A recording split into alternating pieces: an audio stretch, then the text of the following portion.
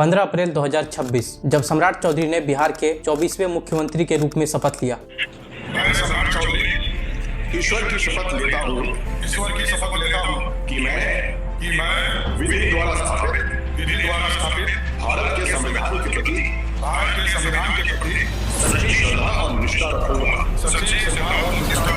बिहार के साथ बीजेपी का इतना बड़ा खिलवाड़ देख जनता के मन में यह संदेह हुआ कि क्या बिहार एक नए दौर में जा रहा है या इतिहास खुद को दोहरा रहा है। ऐसे व्यक्ति को मुख्यमंत्री बनाए हैं जिसका चाल, चरित्र और चेहरा तीनों चर्चा का विषय होना चाहिए। लालू यादव के जंगल राज की कहानी फिर से खुलने लगी, क्योंकि जिस सम्राट चौधरी के ऊपर बीजेपी ने बिहार के आने वाले भविष्य का दांव खेला है, उनकी मुख्य राजनीतिक जीवन की शुरुआत खुद आरजेडी से हुई थी, जिसके बाद खुद आरजेडी के बड़े नेताओं ने उन पर पटना के बोरिंग रोड में गुंडागर्दी करने और लड़की छेड़ने तक का आरोप लगाया।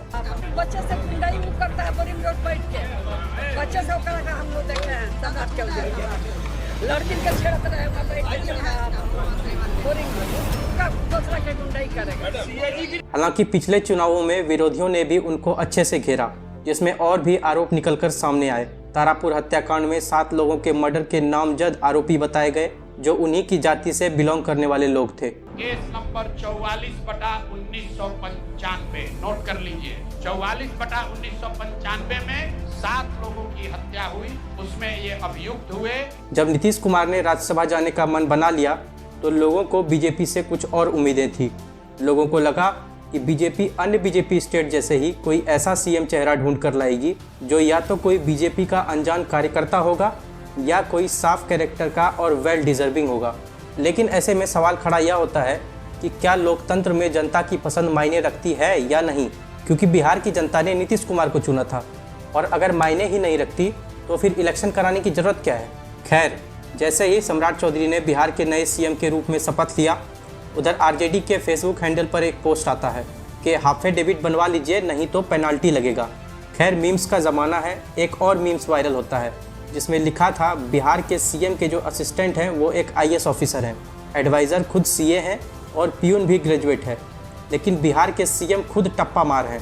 वैसे कोई ज़रूरी नहीं है कि हमेशा अब्दुल कलाम जैसे साइंटिस्ट और मनमोहन सिंह जैसे इकोनॉमिस्ट ही सत्ता में आए, लेकिन सम्राट चौधरी के पास तो कैलिफोर्निया पब्लिक यूनिवर्सिटी की डिग्री है।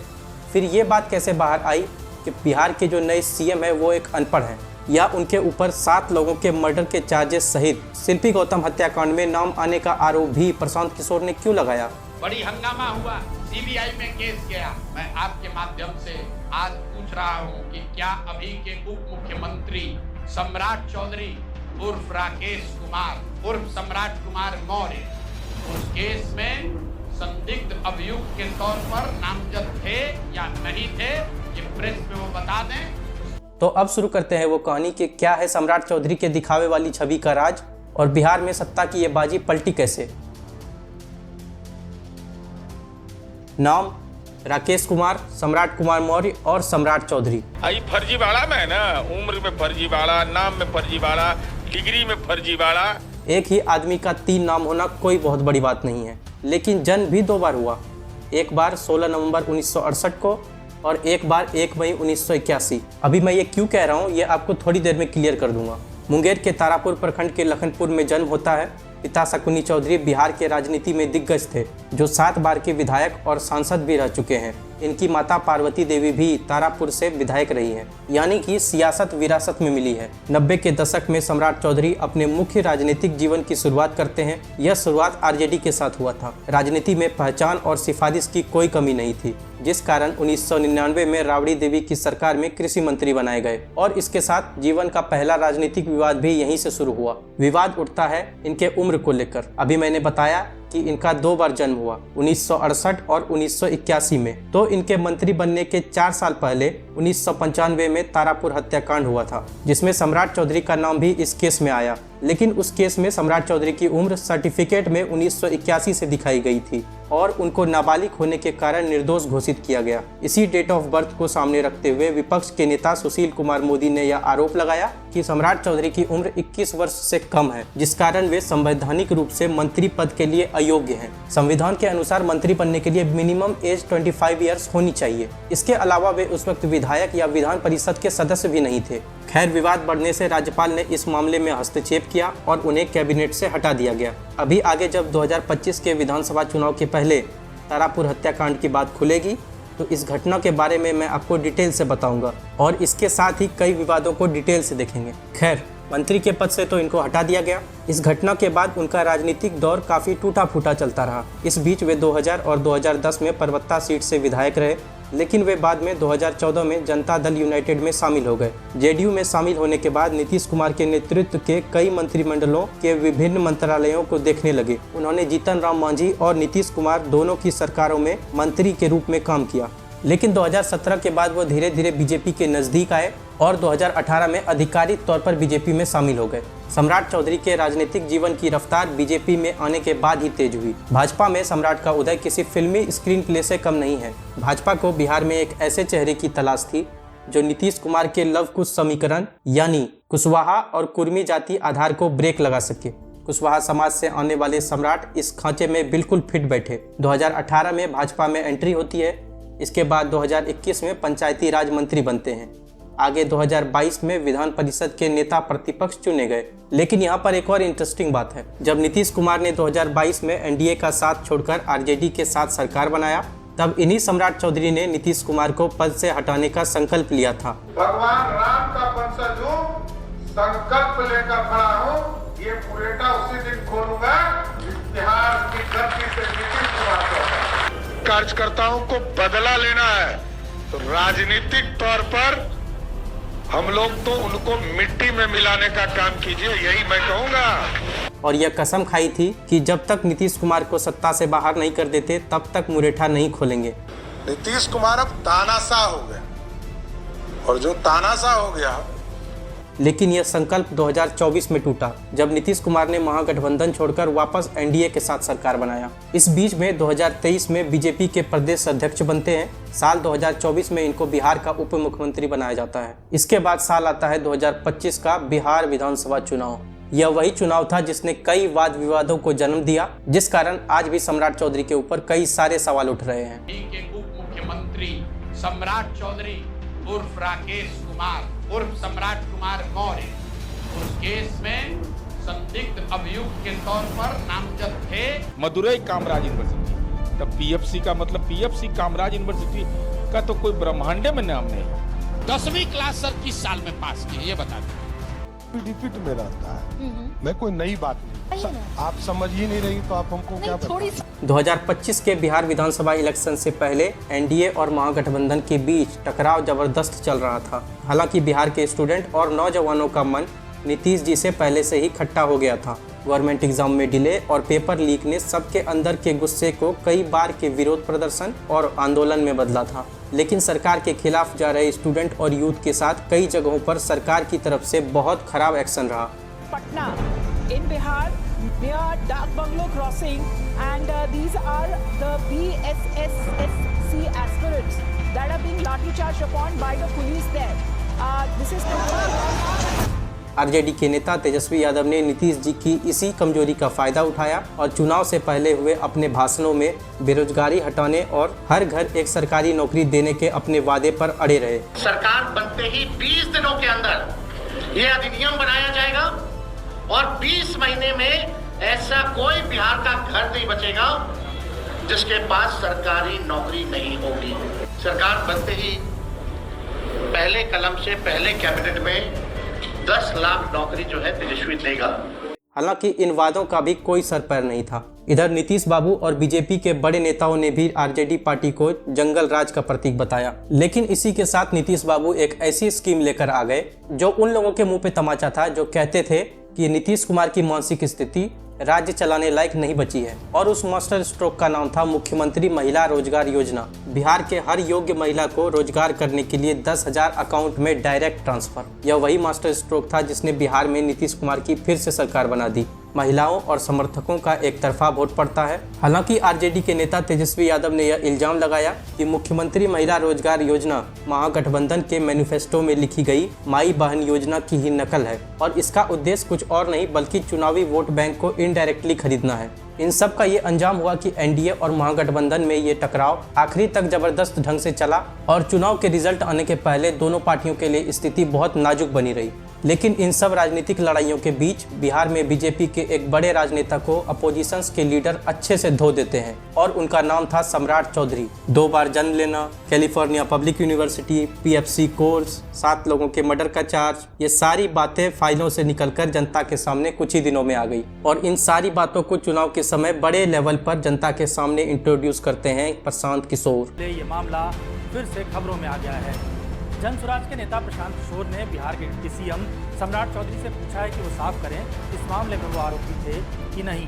दरअसल आरोपियों में से एक का नाम राकेश कुमार है। पीके का कहना है कि राकेश कुमार ही सम्राट चौधरी हैं, यानी गंगाधर ही शक्तिमान है। ये सुप्रीम कोर्ट का डॉक्यूमेंट है। किशोर कुकुर मुद्दा है, सौदागर छोड़ दो। तुम बताओ तुम कौन हो? तुम सम्राट कुमार मौर्य हो जो 15 साल का था, जिस पर 8 लोगों के हत्या के आरोप में तुम जेल गए। तुम राकेश कुमार हो, तुम सम्राट कुमार चौधरी हो, क्या हो ये बता दो।